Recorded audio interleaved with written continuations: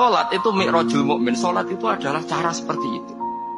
Kita manja dengan Allah meskipun dengan segala problem ketika itidal kita tetap memaklumatkan Rabbana lakal hamdu milku samawati wa mil'ul ardi wa mil'u ma syi'ta min syai'in ba'du.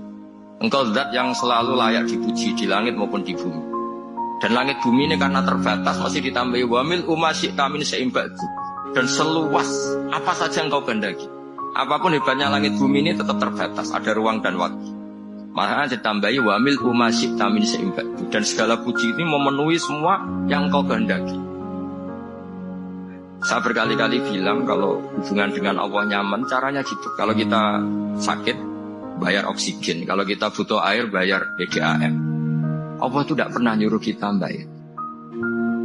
Apa saja hubungan dengan Allah. Nah, sholat itu maklumat bahwa kita apapun problemnya, alhamdulillah rabbil alamin. Kita maklumatkan terus bahwa kita bersyukur.